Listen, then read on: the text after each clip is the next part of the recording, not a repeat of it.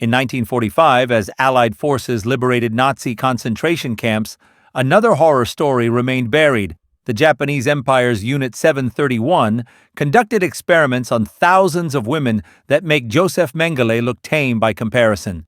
Yet unlike the Nuremberg trials, most of these war criminals never faced justice. Why? Because the US government struck a deal to get their hands on the research. This is the story they hoped you'd never discover. 1. The Shadow Laboratory, Origins and Structure of Unit 731.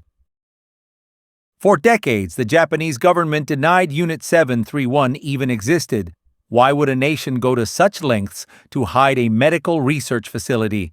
The answer lies in the horrific truth behind what appeared on maps as the Epidemic Prevention and Water Purification Department of the Kwantung Army in Manchuria.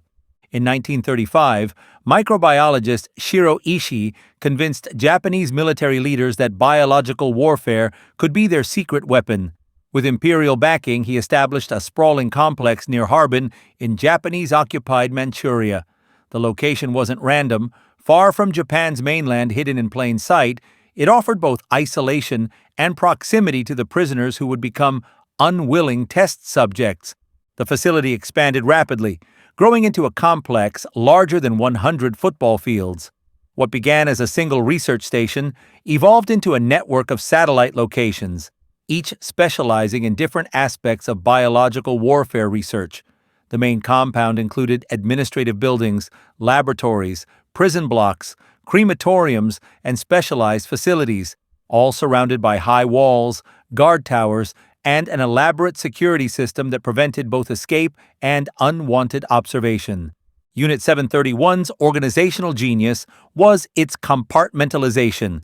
Researchers operated on a strict need-to-know basis, with most personnel aware only of their specific duties. Codenames replaced real identities, and euphemisms masked the true nature of experiments. This structure allowed thousands of researchers to participate while maintaining psychological distance from the full horror of their work. The Imperial Japanese Army didn't simply assign doctors to Unit 731, they carefully selected and groomed them. Recruitment often began at elite medical universities, where professors with connections to the unit identified promising students. These recruits underwent a process of gradual desensitization, beginning with animal experiments before advancing to human subjects. By the time doctors performed vivisections on conscious humans, their moral compasses had been thoroughly recalibrated. Military command reinforced this transformation through intensive indoctrination. Prisoners were branded Maruta, logs, rather than patients or even subjects. Propaganda emphasized racial superiority and portrayed these human experiments as necessary sacrifices for Japan's imperial ambitions. Medical ethics gave way to twisted patriotism, allowing doctors to violate their Hippocratic oaths in service to empire. Perhaps most disturbing was the unit's deliberate focus on female prisoners. Recently uncovered architectural plans reveal buildings specifically designed for experimenting on women. These facilities included specialized restraint systems, observation rooms, and unique medical equipment. Separate wings housed pregnant women at different stages of gestation, demonstrating the premeditated nature of reproductive experiments that would later be conducted. The documentation leaves no doubt that Unit 731 operated with full knowledge of Japan's highest authorities. Emperor Hirohito himself received briefings on the unit's research, with imperial seals appearing on documents authorizing its expansion. This wasn't the work of rogue elements but a methodically organized system of medicalized torture, approved at every level of government. Second, medical nightmares, the experiments on female prisoners.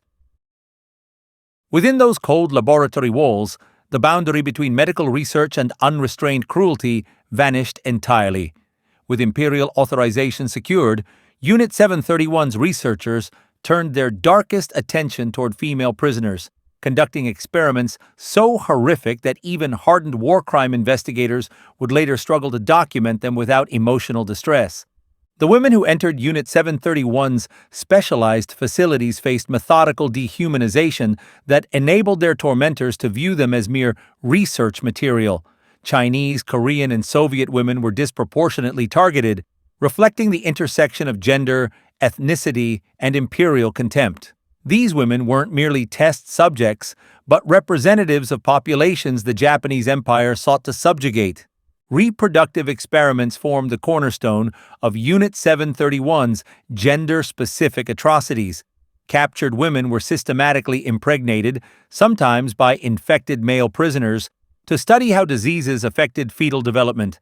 Medical records recovered decades later describe clinicians meticulously monitoring these forced pregnancies before ultimately performing vivisections without anesthesia to examine effects on both mother and fetus. One recovered notebook contains the clinical observation. Subject 403 exhibited increased viral load in placental tissue compared to maternal bloodstream, suggesting preferential transmission to fetus. The psychological dimension of torture specifically targeted maternal instincts. In what researchers coldly termed response observation studies, mothers were forced to witness experiments performed on their children. Doctors recorded reactions with detached precision, noting interesting correlations between maternal distress and child survival duration. These notes, written in the same dispassionate language one might use to describe bacterial cultures, reveal the complete moral collapse of medical ethics. Environmental testing subjected female prisoners to conditions that pushed human endurance beyond its limits.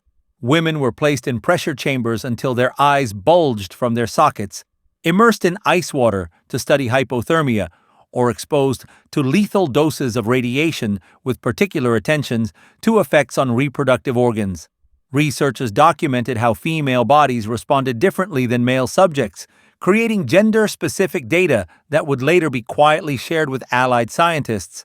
Sexual violence masqueraded as legitimate research through studies of venereal diseases.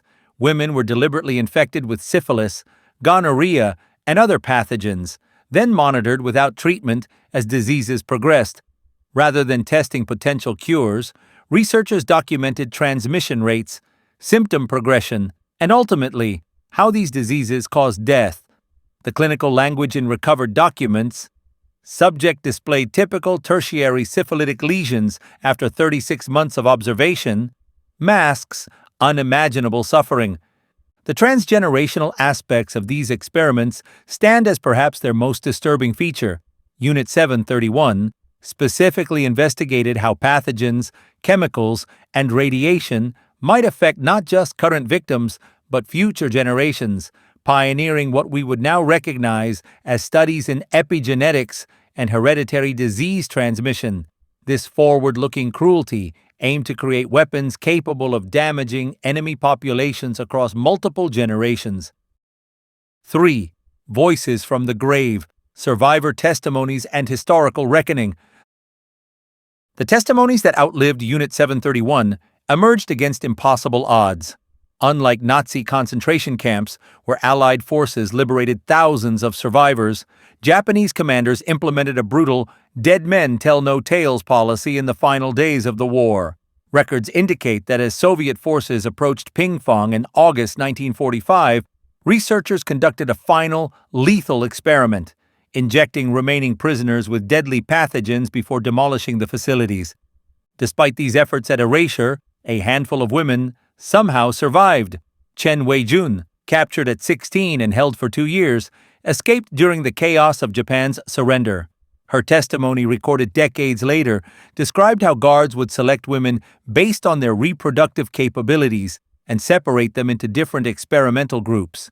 "They never called us by name," she recalled, "only by numbers that corresponded to the infections they gave us." These survivors faced another form of torment upon return: societal rejection. Korean survivor Sun Yi described being shunned by her own family after liberation. "They called me damaged goods and said I brought shame to our ancestors." Many survivors suffered chronic health conditions stemming from their captivity: infertility, autoimmune disorders, and debilitating physical disabilities from partial vivisections that were never completed. The psychological wounds cut deeper still, with nightmares and flashbacks haunting them for decades. When these women finally spoke out, they encountered systematic silencing. American occupation authorities classified survivor accounts as unverified propaganda, while Japanese officials dismissed them as wartime fabrications.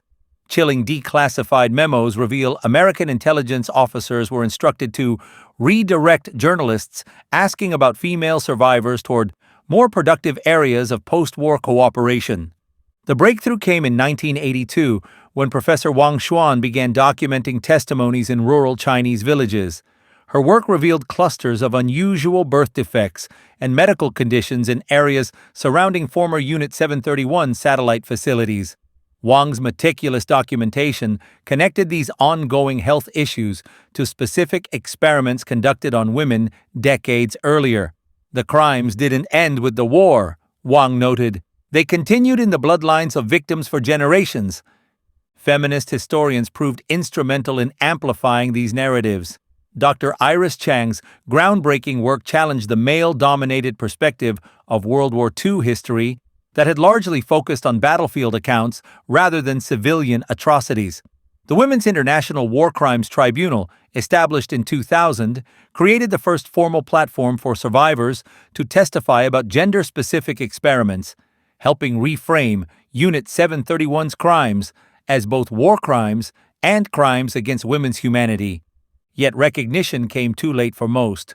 When the Japanese government finally acknowledged Unit 731's existence in the 1990s, fewer than 30 verified survivors remained alive. None received formal compensation.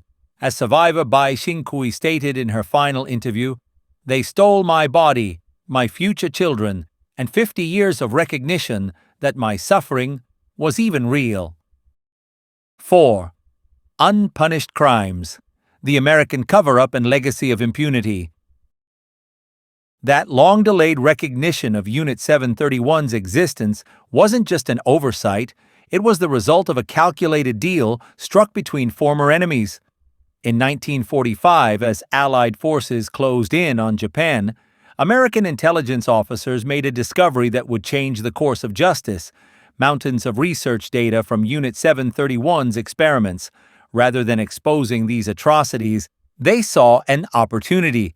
General Douglas MacArthur, Supreme Commander of Allied powers in Japan, personally approved blanket immunity for Unit 731 scientists, including those who had overseen the most horrific experiments on women. Why would America protect these perpetrators? The answer lies in a single word: advantage. A 1947 classified Pentagon memorandum stated bluntly, "The value to the U.S. of Japanese biological warfare data is of such importance to national security as to far outweigh the value accruing from war crimes prosecution." The contrast with how Nazi doctors were treated couldn't be more stark. While Josef Mengelé's counterparts in Germany faced the Nuremberg trials and many were executed for their crimes, Dr. Shiro Ishii lived comfortably until 1959. Dying of throat cancer in his Tokyo home. Dr. Masaji Kitano, who directed some of the most brutal experiments on pregnant women, became head of Japan's largest pharmaceutical company. Dr. Hisato Yoshimura, who conducted freezing experiments on women, founded a medical university department. Declassified documents reveal American officials were fully aware of the specific crimes against women. A 1947 report from Fort Detrick scientists explicitly referenced unique data on female reproductive responses to biological agents obtained from Unit 731. Yet they pressed forward with the immunity deal, transforming war criminals into valued consultants. This American cover-up provided the perfect foundation for Japan's broader evasion of responsibility. Unlike Germany's eventual reconciliation with its Nazi past, Japan implemented what historians call organized forgetting, scrubbing textbooks, silencing survivors, and creating a narrative that positioned Japan as a victim of atomic weapons rather than a perpetrator of atrocities. The immunity deal's ripple effects extended far beyond just the scientists involved. It established a dangerous precedent that scientific knowledge could be valued above basic human dignity. This precedent shaped America's own biological warfare program, which expanded dramatically using Unit 731's research. As Colonel Murray Sanders, who negotiated with Ishii, later admitted, We gave the Japanese immunity because they gave us the research data. That research was invaluable. Thousands of Americans' lives would have been lost producing it. Perhaps most disturbingly, the deal undermined international law itself. When the Women's International War Crimes Tribunal attempted to seek justice in 2000, they found the immunity agreements still legally binding 55 years later. As legal scholar Karen Parker noted, the American immunity deal created a hole in international law that victims of medical atrocities continue to fall through today. As the dust settles on this dark chapter of history, Unit 731's legacy remains an open wound. While monuments now stand where bodies once fell, justice has never truly arrived. The women who suffered there represent not just victims of war, but of a systemic failure to protect the vulnerable when knowledge becomes more valuable than humanity. Their stories force us to question what safeguards exist today against the weaponization of science. How do we ensure that national interests never again override basic human dignity? Remember these forgotten women by supporting organizations working with survivors of wartime sexual violence. Links are in the description. This is History on Fleek. Until next time.